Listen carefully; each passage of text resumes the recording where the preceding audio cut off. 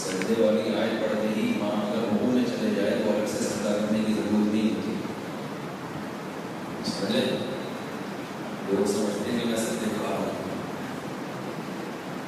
سجدے والی آیت پڑھنے کے بعد اگر امام رکوع میں چلا جائے تو سجدہ سجدے میں خود بخود ادا ہو جاتا ہے. رکوع میں نہیں ہوتا سجدے میں. اور اگر رکوع میں نیت کر لے تو رکوع میں بھی ہو جاتا ہے، لیکن پھر مقتدیوں کا نہیں ہوگا، کیونکہ مقتدیوں کو بھی رکوع میں نیت کرنی پڑے گی اور مقتدیوں کو اتنے مسائل معلوم نہیں ہوتے، اس لیے امام رکوع میں نیت کریں گے. تو فرض نماز کا جب سجدہ ہوگا تو اس میں یہ نفلی سجدہ خود بخود ہو جائے گا، کیونکہ اس آیت میں اللہ نے سجدے کا حکم دیا نا. تو جب آپ نے کر لیا بس حکم ادا ہو گیا.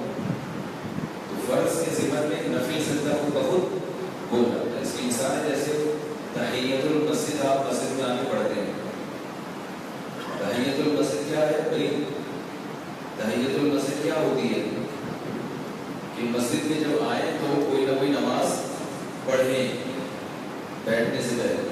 تو اگر فرض میں ہی تحیۃ المسجد کی نیت کر لیں تو وہ بہت ادا ہو جائے گی. فرض کے اندر تو نفل ہوتی ہے، نفل کے اندر فرض نہیں ہو سکتے.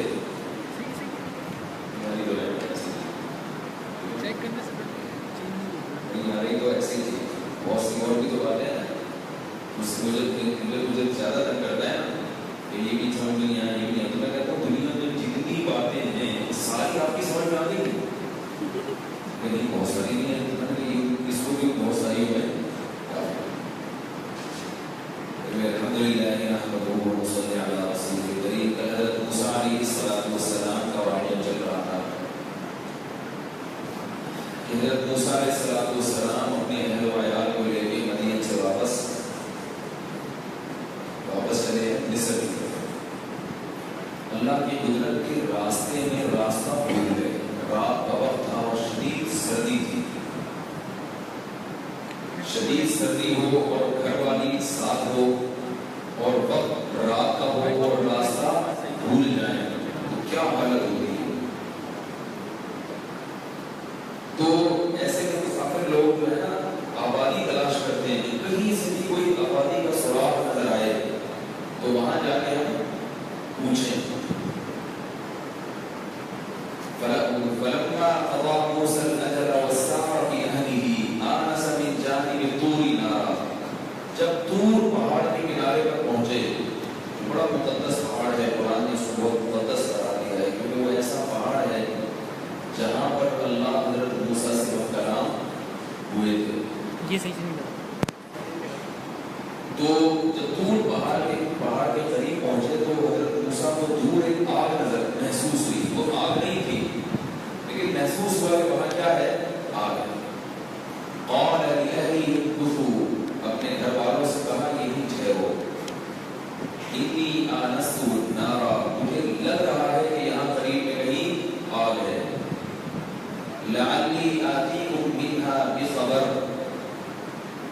او آتیکم بقبس. لعلی آتیکم منها بقبس، کہیں قبس کا لفظ ہے کہیں خبر کا لفظ ہے. او جروۃ من النار، میں یا تو مجھے وہاں سے پتہ چل جائے گا راستے ہم ظاہر آگ ہوگی تو کوئی جلانے والا بھی ہوگا، ورنہ کم از کم شدید سردی میں آگ کا ایک ٹکڑا اٹھا کے لے آؤں گا. اس کو ہم جلائیں گے تو سردی کی شدت کو ہم دور کریں گے. فلما اتاها، جب موسیٰ علیہ السلام وہاں پہنچے ہیں،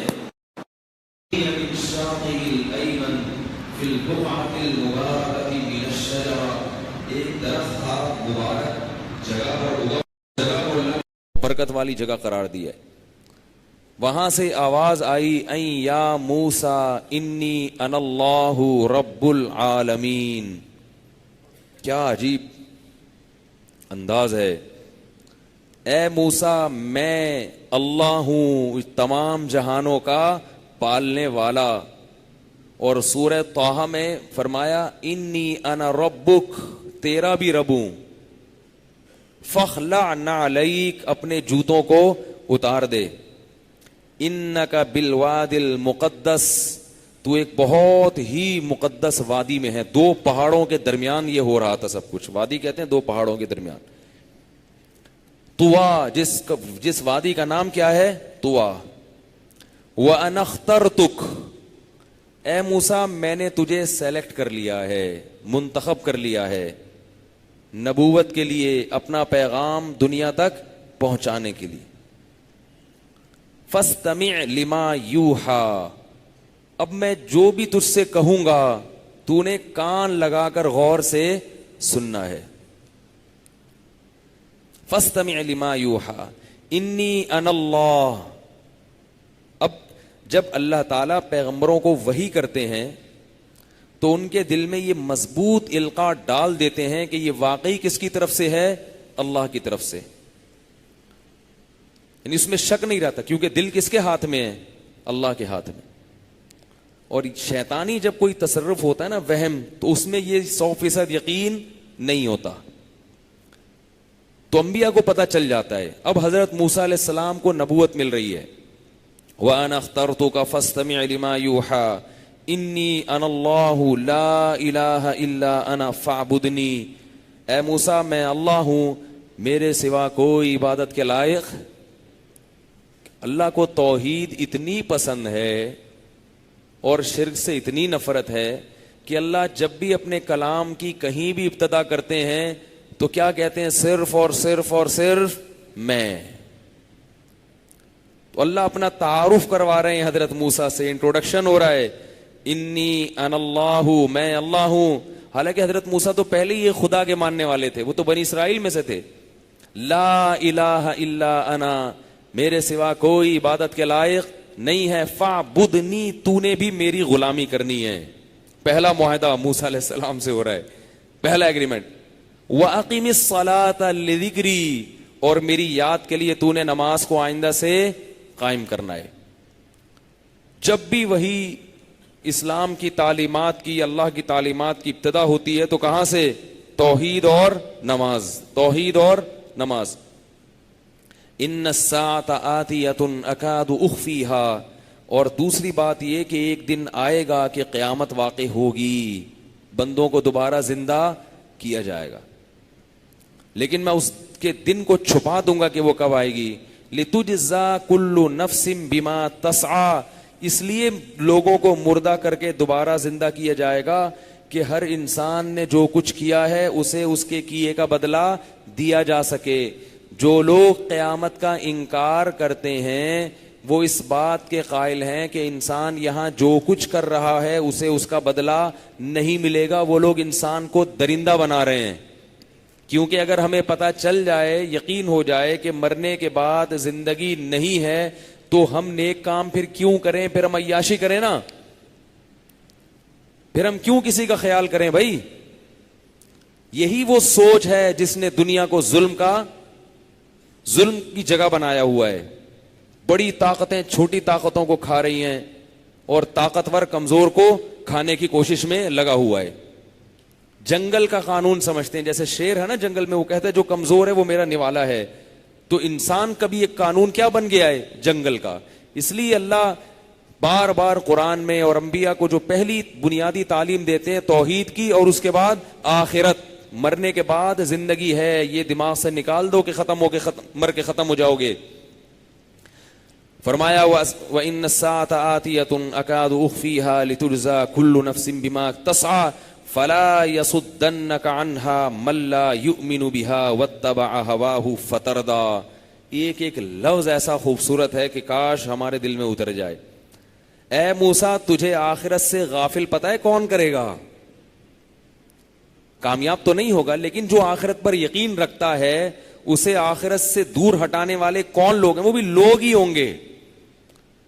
من لا یؤمن بہا، ایک دنیا میں وہ طبقہ جو آخرت پر یقین نہیں رکھتا، وہ ایسی چیزیں لائیں گے فیس بک پہ، یوٹیوب پہ، لوگوں پہ محنت کر کے، کیونکہ ان کا ایمان نہیں ہے تو وہ چاہتے ہیں کہ سب ایسے بے ایمان ہو جائیں، ان کو اس پہ پیسے ملیں گے اس محنت پہ.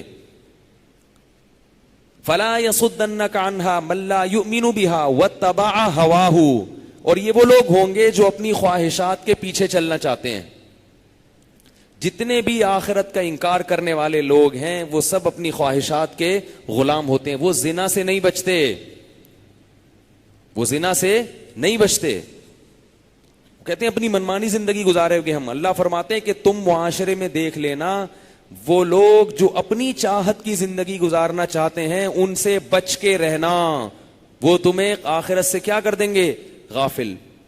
خطاب حضرت موسیٰ کو ہے, حالانکہ حضرت موسیٰ کو کوئی آخرت سے غافل نہیں کر سکتا تھا. اصل میں کس کو بتانا مقصد ہے, ہمیں. تو اپنے ارد گرد دیکھ لیا کریں, ہر جگہ دیکھ لیا کریں, جتنے بھی ایتھیس قسم کے لوگ ہیں جو آپ کو آخرت سے غافل کر رہے ہیں ان سے دور رہا کریں, ورنہ اللہ فرما رہے ہیں کہ یہ تمہیں کیا کر دیں گے, غافل کر دیں گے اور تمہیں تباہ کر دیں گے. اب آگے, اب موسیٰ علیہ السلام کی اپنی تربیت تو اللہ نے کر دی, بنیادی احکام دے دیے کہ یہ تو آپ کے لیے ہیں. اب کیا ہے, اب دیکھیں اللہ اصل بات بتانے کے لیے نا کہ آپ کو میں نے بلایا کیوں ہے یہاں پہ, اصل بات بتانے سے پہلے اللہ حضرت موسیٰ سے کہہ رہے ہیں وما تلک بیمینک یا موسیٰ, اور تیرے دائیں ہاتھ میں یہ کیا چیز ہے اے موسیٰ. حضرت موسیٰ کی نا لاٹھی ہر وقت ساتھ رہتی تھی, کیونکہ بکریاں جب سے چرانا شروع کی نا تو ہاتھ میں لاٹھی کی عادت پڑ گئی. جو بکریاں چرانے والے ہیں ان کے ہاتھ میں کیا ہوتی ہے. اس سے یاد رکھو کہ یہ جو غریب طبقہ ہے یا کم درجے کے پیشے والے لوگ ہیں ان کو معمولی نہیں سمجھنا چاہیے. ذرا سے 2-4 سوٹ ٹائی لگا لی, مینیجر بن کے سیٹ پہ بیٹھ گئے تو سمجھتے ہیں ہم سے بڑا دنیا میں کوئی ہے ہی نہیں. سوٹ ٹائی کے ساتھ جو سیٹ پہ بیٹھا ہوا تھا وہ فرعون تھا, اور موسیٰ کیا کر رہے تھے, 10 سال بولو نا, بکریاں چرا رہے تھے. انسان کے کردار کا پتہ اس کے پیشے سے یا دولت سے یا مرتبے سے نہیں چلتا, اس کے اعمال سے, کردار سے, کیریکٹر سے پتہ چلتا ہے. پھر بے شک اللہ اونچی سیٹ پہ بٹھا دیں جیسے سلیمان علیہ السلام کو بٹھایا, یا نہ بٹھائیں, یہ اللہ کی مرضی ہے. تو لوگوں کو پرکھنے کے لیے ان کا عہدہ مت دیکھا کرو, یہ پاگل پنا اور بیوقوفی کی باتیں ہیں. یہ دیکھا کرو کہ یہ خواہشات کا غلام ہے یا نہیں, کردار کا اچھا ہے یا نہیں ہے. اللہ نے فرعون کو سلیکٹ نہیں کیا, بادشاہوں کو منتخب نہیں کیا نبوت کے لیے اور اپنی امامت کے لیے. ایک ایسے بچے کو منتخب کیا جا رہا ہے جو بیچارہ قسم پرسی میں جوان ہوا اور قسم پرسی میں مدین کی طرف فرار ہوا, اور اب چھپتے چھپتے واپس آ رہا ہے کہ کہیں پکڑا نہ جاؤں. 10 سال بکریاں چرا کے تو شادی کی انہوں نے, خاندان میں کوئی شاید رشتہ دینے کے لیے بھی تیار نہ ہو. اللہ کیسا اکرام کر رہے ہیں, بلا کے فرمائے انی انا اللہ, میں کون ہوں, اللہ ہوں. اب اللہ نے موسیٰ علیہ السلام کو مانوس, اب آگے بہت بڑا پیغام دیا جا رہا ہے نا, فرعون کے پاس بھیجنا ہے, جس سے بھاگے ہوئے ہیں بادشاہ کے پاس بھیجا جا رہا ہے, جس سے فرار ہو کے آئے ہیں اسی کے پاس بھیجا جا رہا ہے. تو اب اللہ تعالیٰ حضرت موسیٰ کو اپنے آپ سے مانوس کر رہے ہیں, کیونکہ ایک جلال ہے اللہ کا, ہم تصور نہیں کر سکتے اللہ کے اس جلال کا. پیغمبروں کے دل میں اللہ یہ طاقت اور عظمت رکھتے ہیں کہ وہ اللہ سے کلام کو برداشت کر لیتے ہیں. یہ ہم اور آپ نہیں کر سکتے, مر جاتے ہم, کلیجہ پھٹ جاتا ہمارا. تو اب اللہ تعالیٰ کیا کر رہے ہیں حضرت موسیٰ سے, وما تلکا بیمینک یا موسیٰ. کتنا لمبا کلام ہے, اور یہ کیا چیز ہے تیرے دائیں ہاتھ میں اے موسیٰ. جب آپ کسی سے خطاب کر رہے ہوتے ہو, اتنی دیر بات چیت ہو گئی ہے, تو آپ جب اس سے پوچھو گے کہ آپ کے پاس یہ کیا ہے, تو آپ کیا کہو گے, یہ کیا ہے, یہ بولو گے نا. اتنی سی بات کرو گے نا, یہ کیا ہے, کیا ہو گیا بھائی آپ لوگ بولیں تو صحیح, بولیں گے یہ واٹ از دس. بلکہ اللہ کو تو پوچھنا ہی نہیں چاہیے. اللہ کو کیا پوچھنے کی ضرورت ہے کہ یہ کیا ہے, اللہ کو پتہ نہیں ہے. بھائی ڈائریکٹ آرڈر دے دیتے کہ اس کو زمین پہ ڈال دو لاٹھی کو, جیسے کہ آگے اللہ نے آرڈر دیا اس کو زمین پہ ڈالو, یہ سانپ بن گئی تھی نا, پھر زمین پہ ڈالو. اس حکم دینے سے پہلے اللہ کہہ رہے ہیں کہ یہ کیا ہے.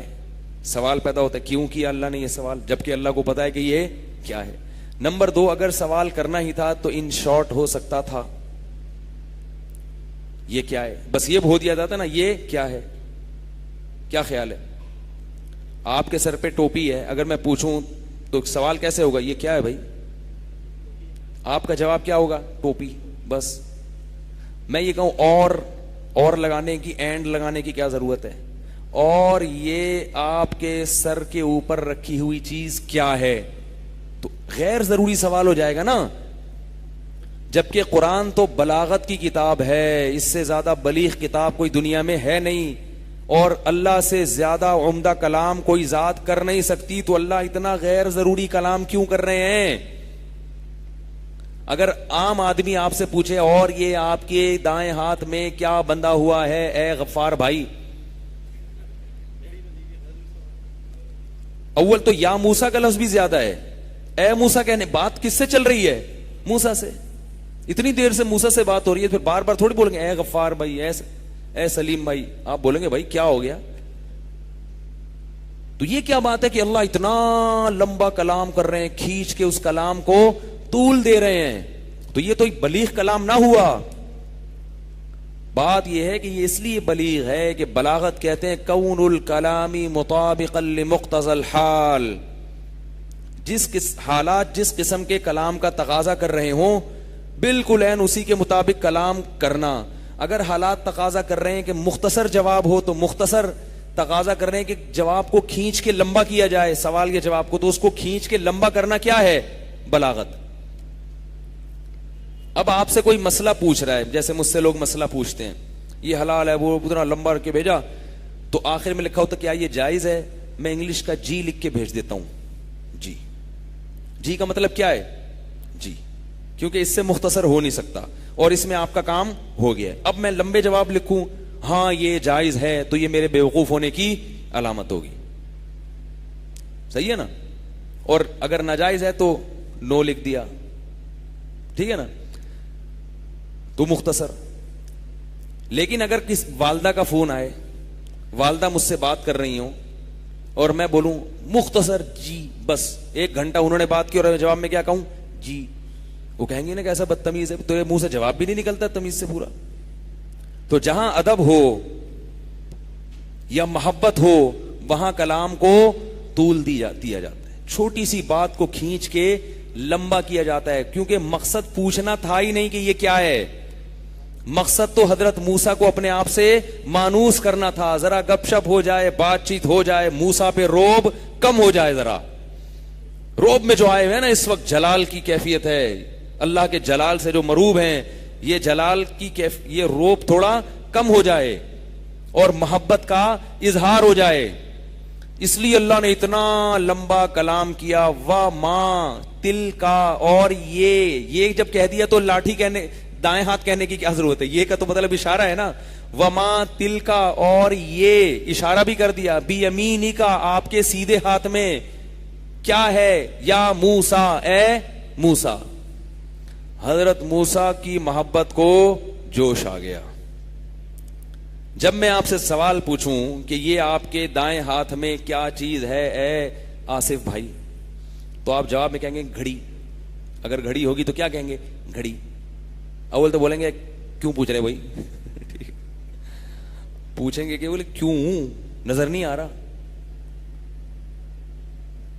تو آپ جواب میں کیا کہیں گے؟ گھڑی. یہ اس وقت کہیں گے جب آپ کو محبت نہیں ہوگی اور آپ جان چھڑا کے بھاگنا چاہ رہے ہوں, جیسے میں جی لکھ کے پتلی گلی سے نکل جاتا ہوں.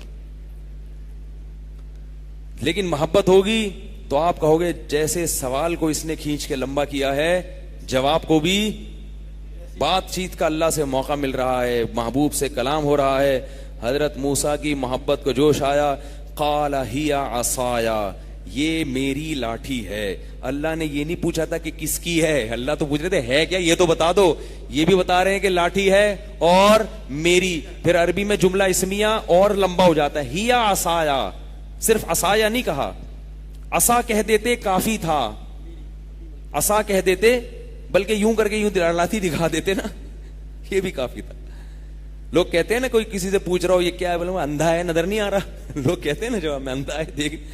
جب خواتین افطاری پکا رہی ہوتی ہیں نا, بیچاری تھک چکی ہوتی ہیں سحری افطاری میں, ان کی بڑی مجاہدہ ہوتا ہے رمضان میں خواتین کا, 3 بجے سے اٹھ کے کچن میں گھسی ہوئی ہوتی ہیں, تو وہ غصے میں ہوتی ہیں افطاری کے وقت نا. بچے پیچھے پڑے ہوئے ہوتے ہیں, امی کیا پکا رہی ہو, تو کہہ رہی اندھے ہو نظر نہیں آ رہا, یہ پکوڑے پک رہے ہیں, اندھے ہو نظر نہیں آ رہا.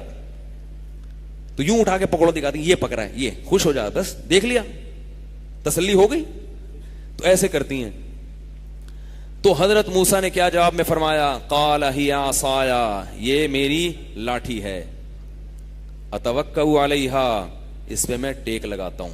اللہ یہ تھوڑی پوچھ رہے کیا کیا کر رہے ہو بھائی، اللہ یہ تھوڑی پوچھ رہے ہیں اتوکأ علیہا، اس پہ ٹیک بھی لگاتا ہوں. وأہش بہا علی غنمی، اس لاٹھی کے ذریعے بکریوں کو پتے بھی جھاڑ کے کھلاتا ہوں. اب حضرت موسیٰ کو خیال آیا کہ زیادہ لمبا ہو گیا کلام، ٹھیک ہے نا، سامنے والے کا بھی خیال کرو نا، محبت اپنی جگہ، مگر اللہ کہے گا میں نے تو ایک سوال پوچھا تھا، اے موسیٰ تو نے تو پوری گردان شروع کر دی. اس لیے اللہ سے کہہ رہے ہیں ہی عصایا، یہ میری لاٹھی ہے، اتوکأ علیہا، اس پہ میں ٹیک بھی لگاتا ہوں، واہش بہا علی غنمی، اپنی بکریوں کو پتے بھی جھاڑ کے کھلاتا ہوں، ولی فیہا معارب اخری، اور میرے لیے اس میں اور بھی بہت سارے کام ہیں، تو اجازت دے تو اور بھی بتا دوں، ٹھکائیاں بھی لگاتا ہوں اس سے میں. حضرت موسیٰ مارتے بھی تھے لاٹھی سے، بہت کچھ کرتا ہوں میں. پھر اللہ نے فرمایا القیہا یا موسیٰ، پھر وہی یا موسیٰ یا موسیٰ بار بار، اے موسیٰ اس لاٹھی کو زمین پر ڈال دے. فالقاہا، اللہ فرماتے ہیں موسیٰ نے لاٹھی کو زمین پر ڈالا ہے، فاذا ہی حیۃ تسعی، پھرتیلا سانپ بن کے دوڑنا شروع کر دیا. قرآن دوسری جگہ آتا ہے قرآن میں کہ حضرت موسیٰ علیہ السلام خوف سے بھاگے ہیں، ولم یعقب، اور پیچھے مڑ کے نہیں دیکھا، ایسے بھاگے ہیں. اس سے کیا پتا چلتا ہے کہ جنگلی جانوروں سے یا خوف زدہ چیزوں سے ڈرنا یہ تقوی کے منافی نہیں ہے. بعض لوگ کہتے ہیں ہم اتنے بہادر ہیں ہمیں تو ڈر نہیں لگتا. کیوں نہیں ڈر لگتا بھائی؟ اگر شیر آ جائے تو کیوں ڈر نہیں لگتا؟ کیوں نہیں ڈر لگتا بھائی؟ کہہ رہے میں تو شیر سے نہیں ڈرتا، میں تو چیتے سے ڈرتا ہی نہیں ہوں. یہ تو یہ پاگل ہے، نیک نہیں ہو سکتا یہ. یا یہ جس کو شیر کہہ رہا ہے وہ پلاسٹک کا شیر ہوگا، جس کو یہ شیر کہہ رہا ہے وہ کیا ہوگا؟ پلاسٹک کا شیر ہوگا. جیسے ایک آدمی نے کہا کسی کو چھوڑ رہا تھا نا لمبی لمبی، کہہ رہا ہے میں نے آج شیر سے مقابلہ کیا، پہلے میں نے شیر کی کان مروڑ کے نکال دیا، پھر میں نے شیر کی ناک کاٹ دی، آنکھیں نکال دی، پھر میں نے اس کی ٹانگ کاٹ دی. اس نے کہا یار یہ کیا کر رہا ہے بھائی، تو گردن نہیں توڑی اس کی؟ کہہ رہا ہے یار اس سے پہلے مجھے کھلونے کی دکان والے نے باہر نکال دیا تھا، گردن توڑنے سے پہلے کھلونے کی دکان والے نے مجھے باہر نکال. تو ڈر یہ خوف ایک طبیعی چیز ہے، طبیعی چیز ہے، اس میں تقوی کی بات نہیں ہے کہ وہ بزرگ ہیں تو ان کو تو بم سے ڈرنا ہی نہیں چاہیے. ابھی کچھ دن پہلے میں یہاں بیٹھا ہوا تھا، منزل سنا رہا تھا، ایک نامعلوم آدمی آیا میرے پاس تھیلا رکھ کے چلا گیا. میرے پاس کیا رکھ کے چلا گیا؟ تھیلا. کہہ رہا ہے میں واش روم جا رہا ہوں، ہمارا واش روم بھی بڑا دور ہے مسجد کا. کہہ رہے ادھر مولوی صاحب ذرا حفاظت کرنا. میں نے اسے پوچھا بم تو نہیں ہے؟ تو کہہ رہے نہیں بم نہیں ہے. چلا گیا وہ. پھر مجھے خیال آیا کہ بھائی جتنے بھی دہشت گرد لوگ کاروائیاں کرتے ہیں ایسے ہی تو کرتے ہیں نا، تھیلا رکھ کے چلے جاؤ. ہمیں ان کے پیچھے کون جائے گا کہ واش روم جا رہا ہے یا کہاں جا رہا ہے؟ واش روم بھی دور ہے. تو میں نے کسی ساتھی سے کہا، میں نے کہا یہ تھیلا نا، اب میں سوچ رہا تھا کس کے پیسے کھائے ہوئے ہیں میں نے، ٹھیک ہے، اگر کوئی بندہ ایسا یاد آتا ہے جس کے پیسے کھائے ہوئے ہیں تو اس کے پاس یہ تھیلا امانت رکھو.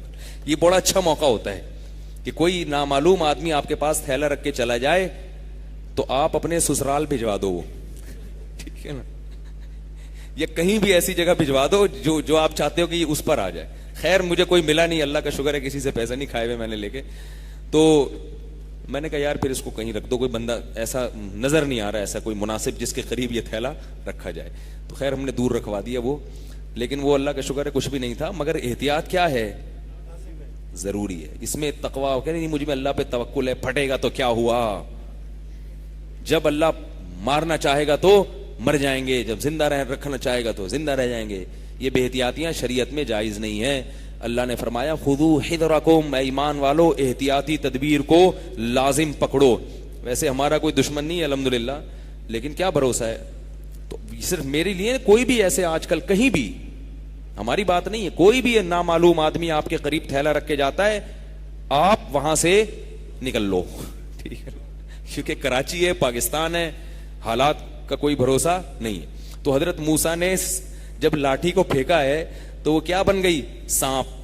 اب دیکھو اللہ نے سانپ بنایا اس کو، لیکن طبعی چیز پھر بھی ہوتی ہے. پتا ہے کہ بھائی اللہ نے مجھے کاٹنے کے لیے تھوڑی بنایا، لیکن پھر بھی کیا ہوتا ہے انسان کو ڈر لگتا ہے. بعض دفعہ انسان کو پتا ہوتا ہے کہ میں مرنے کے بعد جنت میں جاؤں گا, مگر موت کا ڈر پھر بھی لگتا ہے. تو موت ایک طبی چیز ہے, اس سے انسان کو ڈر لگتا ہے. تو اب کیا ہوا, حضرت موسیٰ دوڑے ہیں, ولم یعقب, پیچھے مڑ کے نہیں دیکھا. قال لا تخف, قلنا لا تخف, قال لا تخف, اے موسیٰ ڈر نہیں, ڈر نہیں. سنعیدها سیرتها الاولی, اس سانپ کو جا کے پکڑ لے, ہم اسے واپس اپنی پرانی حالت میں لوٹا دیں گے. اس سے یہ بھی پتا چلا کہ معجزہ نبی کے اختیار میں نہیں ہوتا. لاٹھی کو سانپ بنانا یا چاند کو 2 ٹکڑے کر دینا, اس کا نبی کو کوئی اختیار نہیں ہے. یہ کام کون کرتا ہے؟ اللہ. اگر نبی اپنی طاقت اور قدرت سے کر رہے ہوتے تو سانپ سے ڈر کے نہ بھاگتے, وہ تو کہتے پکڑوں گا دوبارہ لاٹھی بنا دوں گا میں اس کو. اب جب موسیٰ علیہ السلام نے یہ منظر دیکھا, لاٹھی بن گئی, پھر فرمایا وَضْمُمْ يَدَكَ إِلَى جَنَاحِكَ, اپنے پہلو میں اپنے ہاتھ کو ڈال. تخرج بیضاء من غیر سوء, نکالا تو سورج کی طرح ہاتھ چمک رہا تھا.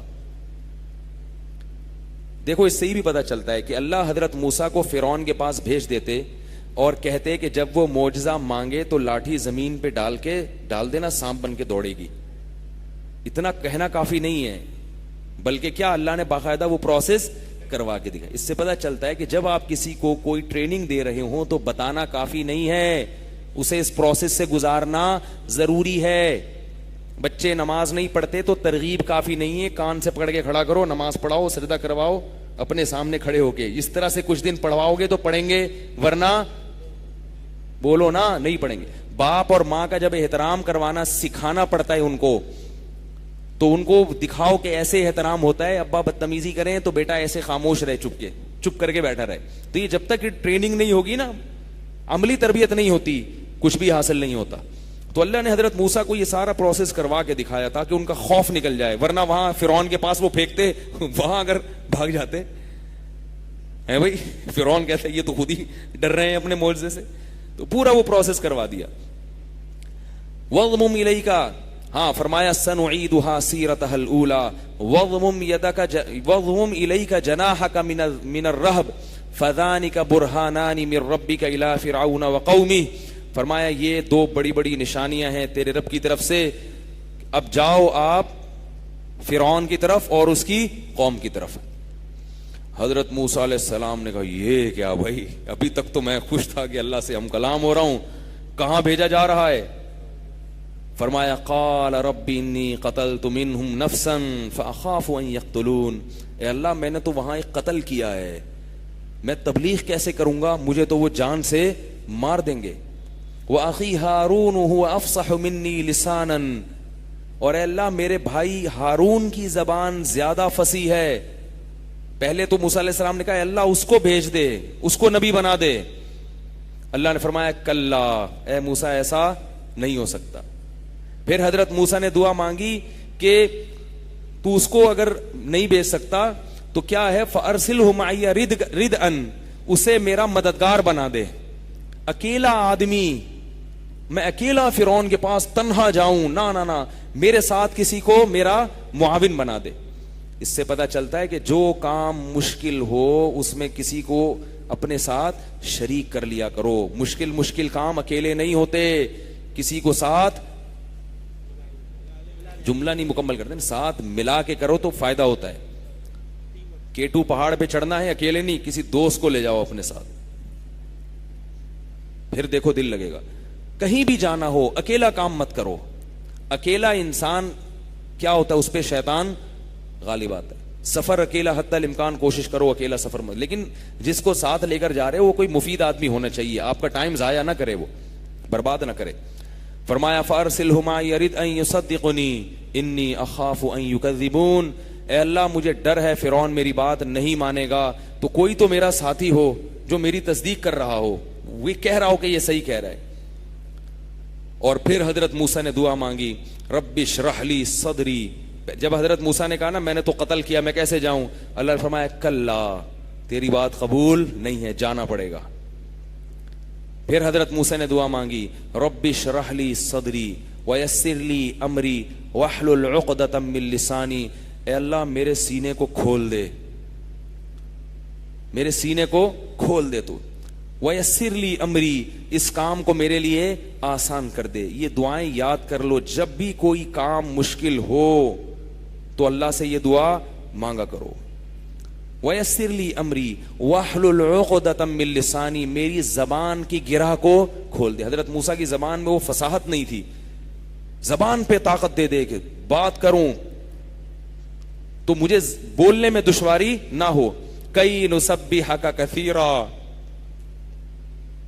تاکہ اے اللہ جب میری زبان میں روانی پیدا ہوگی تو میں اور میرا بھائی ہارون مل کر فرعون کے سامنے تیری تسبیح خوب بیان کریں گے, خوب تیری کبریائی بیان کریں گے, تیری بڑائی بیان کریں گے اور فرعون کی بڑائی کی نفی کریں گے.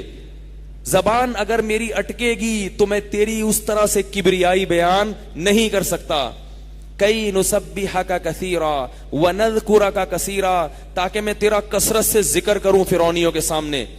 انک کنت بنا بصیرا, تو ہمارے حالات کو خوب جانتا ہے. قال قد اوتیت سؤلک یا موسیٰ, کیسی کوہ طور پہ بات ہو رہی ہے اللہ کی. اللہ نے فرمایا قد اوتیت سؤلک یا موسیٰ, اے موسیٰ تو نے جتنے جتنے مطالبے مجھ سے کیے ہیں, دعائیں کی ہیں, سب میں نے تیری دعائیں قبول کر لیں. اب کیونکہ بہت بڑا مشن دیا جا رہا ہے نا, اس لیے اللہ فرما رہے ہیں کہ میں نے وَلَقَدْ مَنَنَّا عَلَيْكَ مَرَّةً أُخْرَى, اس سے پہلے بھی میں نے تجھ پر بہت احسانات کیے ہیں, بہت احسانات کیے. اِذْ أَوْحَيْنَا إِلَىٰ أُمِّكَ مَا يُوحَىٰ, اس وقت کو یاد کر جب میں نے تیری ماں کے دل میں القاء کیا تھا. فرعونی تجھے قتل کرنے کے لیے آ رہے تھے اور میں نے تیری ماں کے دل میں یہ وحی کر دی کہ اس بچے کو صندوق میں ڈال کر موجوں کے حوالے کر دے. اذ اوحینا الی امک ما یوحی ان اقذی فیہ فی التابوت, اسے تابوت میں ڈال دے. فاقذی فیہ فی الیم, اور اسے موجوں کے حوالے کر دے. فلیلقہ الیم بالساحل, فرمائے موجیں اس کو اٹھا کے کنارے پر ڈال دیں گی. یأخذہ عدو لی وعدو اللہ, اسے اللہ کا دشمن اور اے موسیٰ تیرا دشمن اسے تابوت کو لے لے گا. یأخذہ عدو لی وعدو اللہ وألقیت علیک محبۃ منی, تجھے میرے دشمن نے اٹھایا مگر میں نے تیری محبت سب کے دلوں میں ڈال دی اور تجھے قتل ہونے سے بچا لیا. القیت علیک محبۃ منی ولتصنع علی عینی, اور اے موسیٰ یہ سب اس لیے کیا تاکہ تو میری نگاہوں میں پرورش پاتا رہے, میں دیکھتا رہوں تجھے. وَلِتُصْنَعَ عَلَىٰ عَيْنِي ثُمَّ جِئْتَ عَلَىٰ قَدَرِي يَا مُوسَىٰ وَلِتُصْنَعَ عَلَىٰ عَيْنِي اِذْ تَمْشِي أُخْتُكَ فَتَقُولُ, اس وقت کو یاد کر جب تیری بہن تابوت کے ساتھ ساتھ چل رہی تھی. ایک ایک پہلو اللہ کے جو ہم پر انعامات ہوتے ہیں نا, ہم بھول جاتے ہیں, مگر اللہ وہ تمام چیزوں کو نوٹ کر رہے ہیں, ایک ایک چیز, اور یہ قیامت میں بتایا جائے گا اللہ کی طرف سے کہ ہم نے تم پر یہ احسان کیا, ہم نے تم پر یہ احسان کیا. اذ تمشی اختک فتقول هل ادلکم علی من یکفلہ, اس وقت کو یاد کر جب تیری بہن تابوت کے ساتھ ساتھ جا رہی ہے اور فرعونیوں کو کہہ رہی ہے میں تمہیں ایسی عورت کا پتہ نہ بتاؤں جو اس بچے کو دودھ پلائے گی. فرجعناک الی امک, اے موسیٰ ہم نے تجھے تیری ماں کی گود میں پہنچایا. کئی تقر عینھا, تاکہ تیری ماں کی آنکھیں ٹھنڈی ہو جائیں. اصل میں یہ احسان تجھ پر ہو رہا تھا, تیری وجہ سے تیری ماں پر بھی احسانات ہم کر رہے تھے. وقتلت نفسا, اے موسیٰ تجھ سے قتل بھی ہو گیا تھا. فنجیناک من الغم, اس مصیبت سے بھی ہم نے تجھے بچا لیا. فلبثت السنین فی مدین فی اہل مدین, کئی سال تو نے گزارے ہیں دوسرے ملک میں, دوسرے شہر میں, اور وہاں سے ثم جئت علی قدری یا موسیٰ, ان تمام مراحل سے گزر کے آج تو اس مقام پر پہنچا ہوا ہے اے موسیٰ. واصطنعتک لنفسی, اور آج میں نے تجھے اپنے آپ کے لیے منتخب کر لیا. اب تو میرا کام کرے گا, میرے علاوہ, میرے کام کے علاوہ کوئی کام. اس سے پتہ چلتا ہے اللہ کسی کو دین کی خدمت کے لیے منتخب کر لیں, اس سے بڑا عہدہ اس کائنات میں کوئی ہے نہیں. کمانے کے لیے بھی لوگ بہت ہیں, کھانے کے لیے اس سے زیادہ ہیں, مانگنے والے اس سے بھی زیادہ ہیں. جو دین کے لیے وقف کر دیں اپنے آپ کو کہ صرف اور صرف اوڑھنا بچھونا کیا ہوگا, دین کی خدمت, یہ بہت بڑا عہدہ ہے اللہ کی طرف سے. تو اللہ فرماتے ہیں واصطنعتک لنفسی, اے موسیٰ میں نے تجھے اپنی ذات کے لیے منتخب کر لیا. اذهب انت واخوک بآیاتی, اب تو اور تیرا بھائی میری نشانیوں کے ساتھ جاؤ، ولا تنیا فی ذکری، میرے ذکر سے اور میری یاد سے غافل مت ہونا۔ اس سے پتہ چلتا ہے کہ جب کسی کو تبلیغ کی جائے تو تبلیغ سے پہلے ذکر اللہ کی کثرت ضروری ہے، ورنہ آپ کی تبلیغ میں نور پیدا نہیں ہوگا۔ آج کل یہ یوٹیوب پہ آ رہے ہیں نا مختلف قسم کے پروفیسر، سارے ایک جیسے نہیں ہوتے، اکثریت کی بات کروں، ان کی دعوت میں نور نہیں ہے، تبھی یہ امت کو لڑانے کا کام کر رہے ہیں۔ نام قرآن و حدیث کا ہے مگر اس سے پھیل کیا رہی ہیں؟ نفرتیں۔ جو کلپ سنو کسی کا، دوسرے کسی عالم سے بزرگ سے بدگمانی، اور نام کس کا استعمال ہو رہا ہے؟ قرآن و سنت کا۔ اگر یہ لوگ عبادت کی کثرت کریں، ذکر اللہ کی کثرت کریں، اللہ کا خوف، اللہ کی محبت پیدا کریں، تو ان کے منہ سے پھر پھول جھڑنا شروع ہو جائیں گے، محبت پیدا ہونا شروع ہو جائے گی، پھر قواریت اور اختلاف اور آگ لگانے والی باتیں ختم ہو جائیں گی۔ تو اللہ نے حضرت موسیٰ کو کیا کہا؟ ولا تنیا فی ذکری، میری یاد سے غافل مت ہونا۔ اذهب انت واخوك بآیاتی ولا تنیا فی ذکری اذهبا الى فرعون انه طغى فقولا له قولا لینا لعله يتذکر او یخشی، اور فرعون کے پاس جا کے نرم لہجے میں بات کرنا، شاید وہ نصیحت حاصل کر لے یا اللہ سے ڈر جائے۔ کتنا بڑا ظالم، لیکن اس کو تبلیغ کے وقت کیا کہا جا رہا ہے؟ نرم نرم۔ مقصد کسی کو رسوا کرنا، ذلیل کرنا نہیں ہے، مقصد کیا ہے؟ وہ توبہ کر کے سیدھے راستے پر آ جائے۔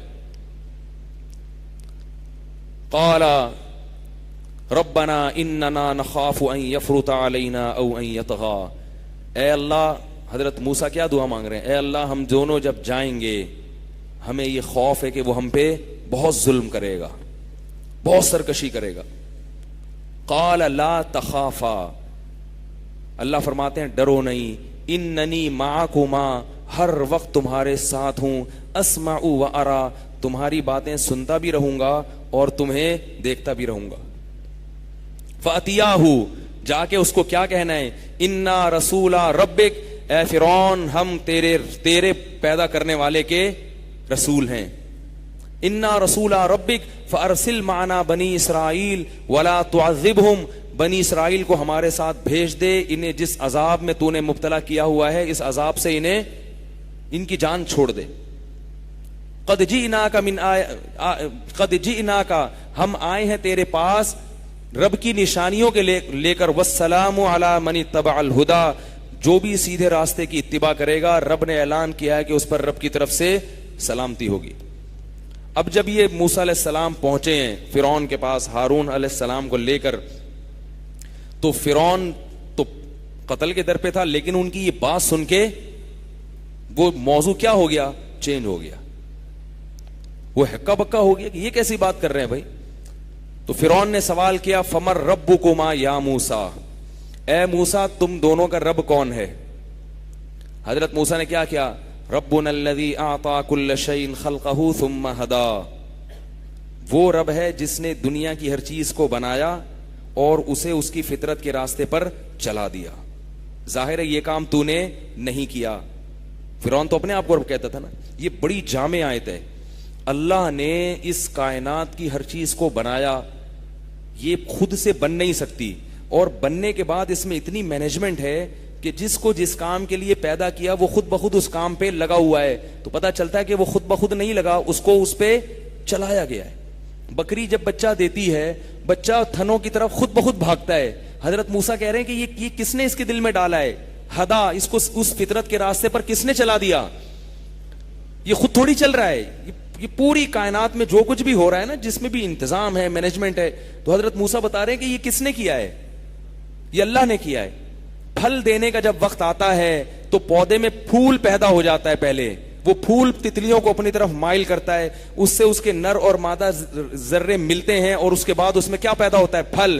تو یہ کیا ہے کہ درخت اپنی سیدھی راستے پر خود بخود چلنے لگتا ہے، اس کو جو ہونا چاہیے وہ خود بخود ہو رہا ہے۔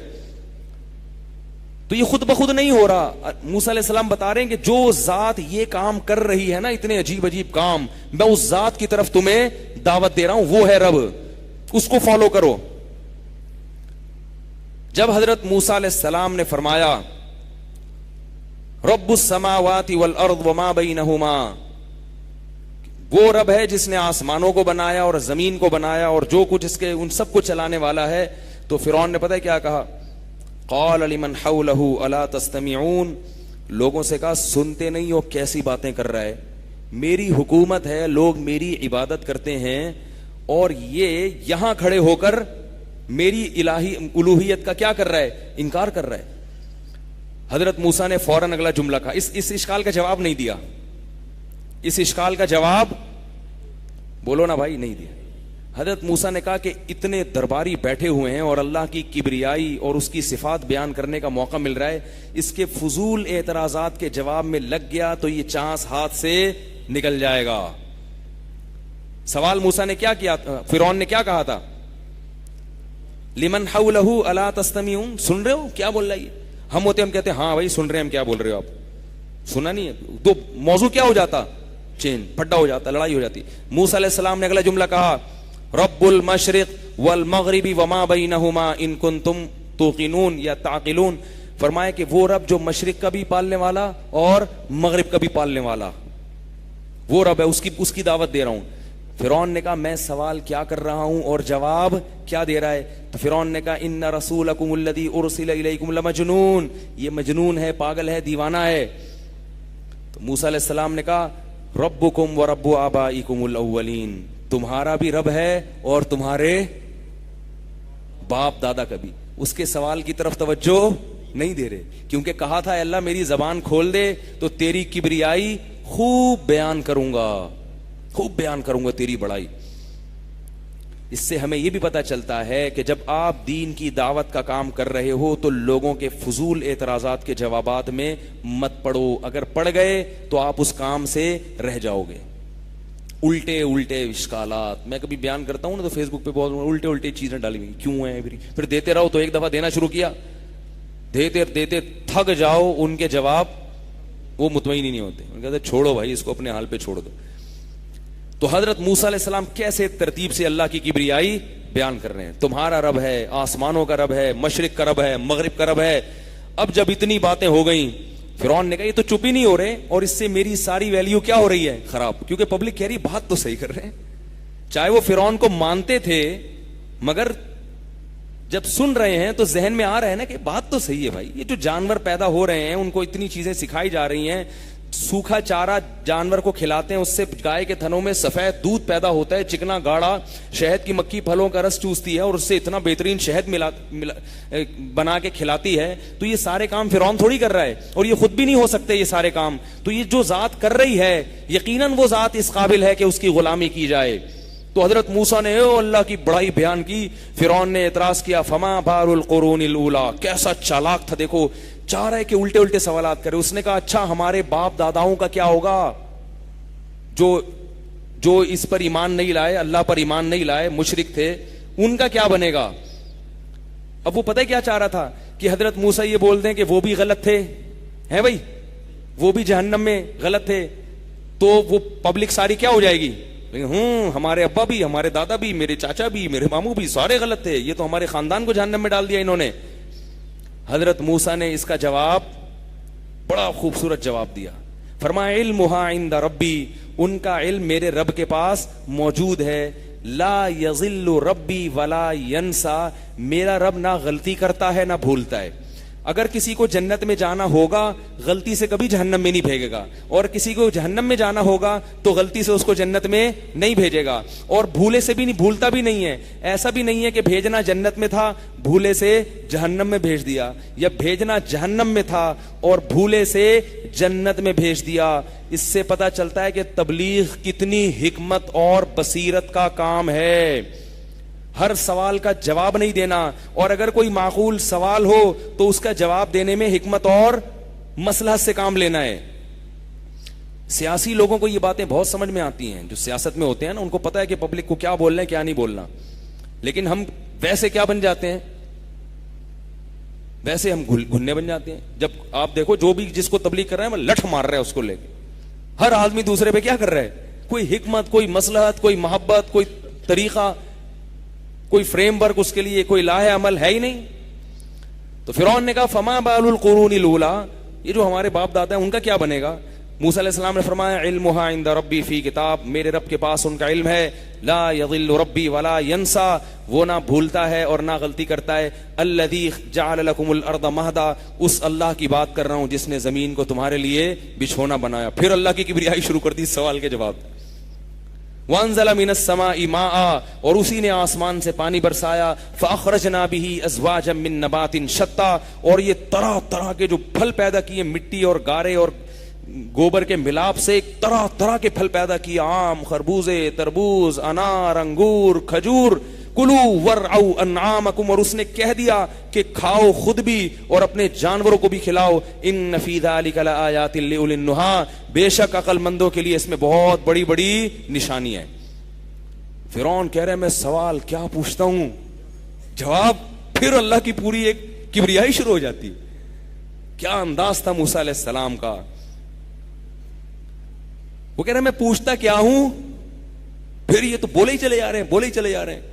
اللہ فرماتے ہیں وَلَقَدْ أَرَيْنَاهُ آيَاتِنَا كُلَّهَا, ہم نے بہت ساری نشانیاں دکھائیں فرعون.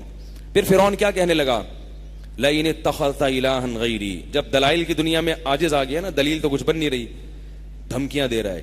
لَئِنِ اتَّخَذْتَ إِلَٰهًا غَيْرِي, میرے سوا کسی کو معبود بنایا, میرے سوا کسی کے قانون کو فالو کیا. معبود صرف پتھر کے بت کے سامنے جھکنے کو نہیں کہتے. اگر آپ اسلام کے قانون کے مقابلے میں کسی اور کے قانون کو اچھا سمجھتے ہو تو آپ اس کو کیا کہہ رہے ہو, معبود بنا رہے ہو. دیکھو کسی دوسرے قانون کو کسی مجبوری سے فالو کرنا یہ ایک الگ چیز ہے, لیکن اس قانون کو اچھا سمجھنا اور یہ نیت کرنا کہ یہ قانون اس قابل ہے کہ اس کو فالو کیا جائے, تو یہ کیا ہے, یہ کفر ہے.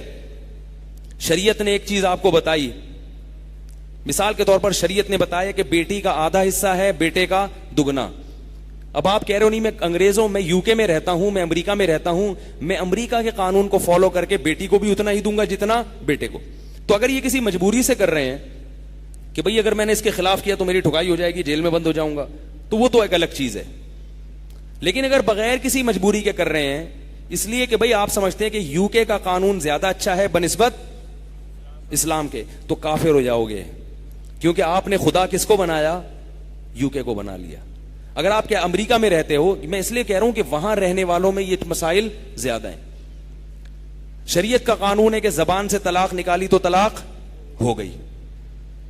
اب ایک صاحب کا امریکہ سے فون آیا کہ میری وائف کہہ رہی ہے کہ جب تک گورنمنٹ اس طلاق کو کنسیڈر نہیں کرے گی میں اس طلاق کو طلاق نہیں مانوں گی.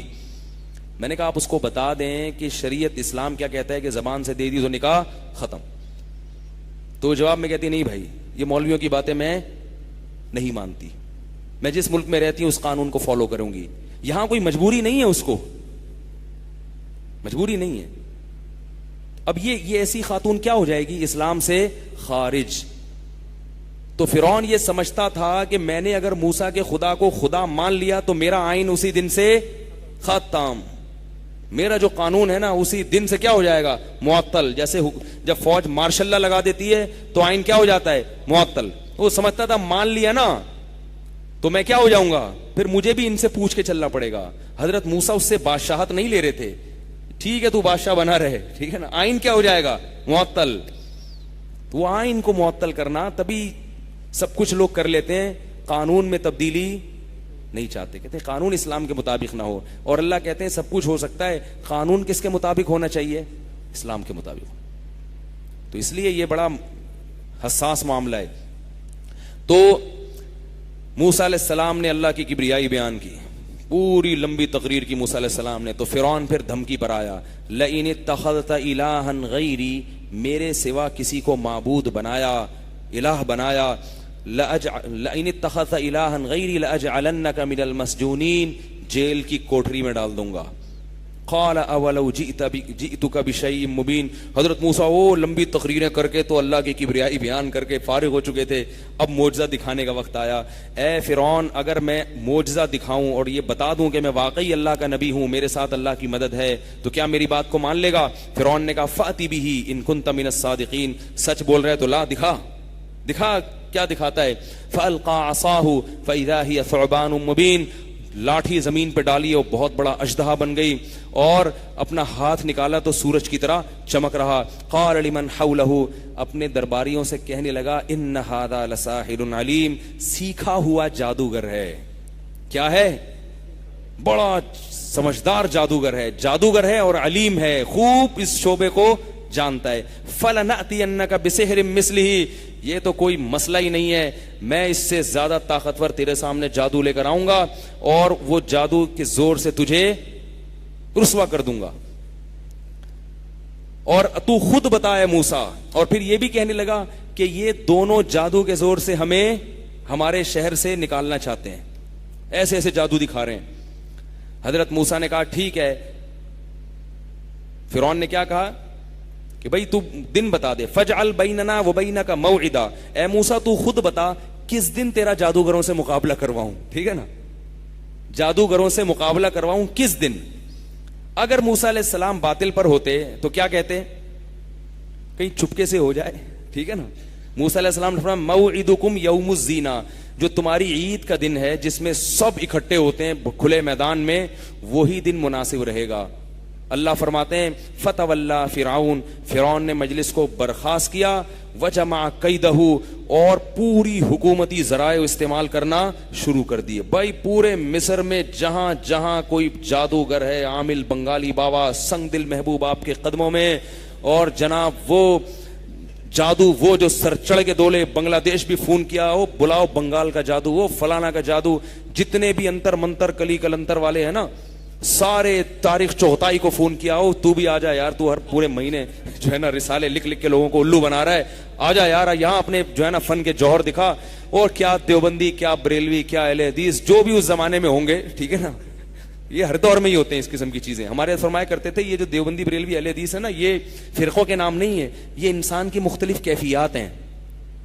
مختلف لوگوں میں مختلف کیفیات ہیں. جو فرقہ ہر فرماتے تھے بچہ شروع میں بریلوی ہوتا ہے جب پیدائشی ہوتا ہے نا, نہیں سوری فرماتے تھے بچہ جب پیدا ہوتا ہے تو غیر مقلد ہوتا ہے, وہ اہل حدیث ہوتا ہے, غیر مقلد. کہتے کسی کی نہیں مانوں, جو مجھے سمجھ میں آئے گا وہ کروں گا.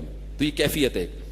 تبھی ماں باپ اس کو سمجھا رہے ہیں, دلیل سمجھنے کی صلاحیت نہیں ہے, مگر کیا کہتا ہے میں اپنی چلاؤں گا, ضد کرتا ہے, ضد اڑی نہیں میں نے. بھائی اسے آپ ابا دادا کی تقلید کرو گے, تقلید شرک ہے. بچہ کیا کہتا ہے, بھائی یہ سمجھدار ہیں, شرک جب ہوتی جب یہ بھی تمہارے جیسے ہوتے ہیں, یہ تم سے افضل ہیں, تو اس لیے ہم کہہ رہے ہیں نہیں. تو پھر جب تھوڑا سا بڑا ہوتا ہے تو شعور آ جاتا ہے, تو کیا بن جاتا ہے, دیوبندی بن جاتا ہے کہ یار تھوڑا سا لگام دو اپنے آپ کو, تھوڑا سا لگام دو اپنے آپ کو, اتنا بھی آزاد ہونا صحیح نہیں ہے, تھوڑا سا کسی کو فالو کرو.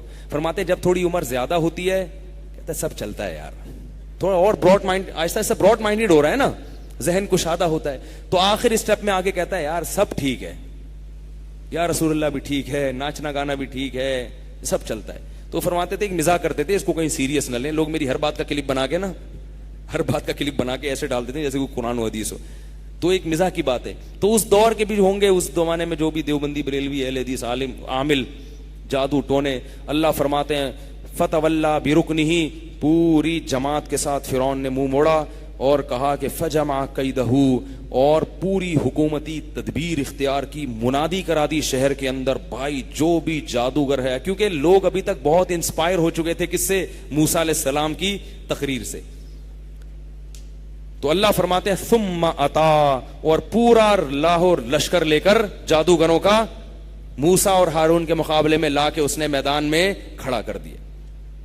تو وقت کافی زیادہ ہو گیا ہے, پھر انشاءاللہ پھر یہ واقعہ کل بتائیں گے. اللہ تعالی ہم سب کو اس واقعے میں جو عبرت کی باتیں ملتی ہیں ان سے سبق حاصل کرنے کی توفیق عطا فرمائے. وتر کی نماز کے بعد جو نفل 2 رکعت پڑھی جاتی ہے, کیا تہجد کیا بیٹھ کر پڑھیں یا کھڑے؟ وتر کے بعد جو 2 نوافل ہیں نا, جو صحیح تحقیقی بات ہے, یہ نوافل وتر سے پہلے پڑھ لینے چاہیے. حدیث میں آتا ہے اجعلوا آخر صلاتکم وترا, وتر کو اپنی آخری نماز بناؤ. تو 2 نفل اگر آپ نے وتر کے بعد پڑھنے ہی ہیں تو وہ کب پڑھ لیں, پہلے پڑھ لیں.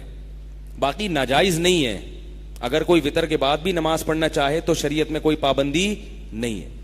تو رمضان میں ہم وتر تراویح کے فوراً بعد پڑھ لیتے ہیں, اس لیے کہ یہ صحابہ کرام نے ایسا ہی کیا ہے, اور اس کی لاجک یہ تھی کہ وتر ہے زیادہ ضروری, واجب ہے اور تراویح کی اہمیت وطر سے کم ہے.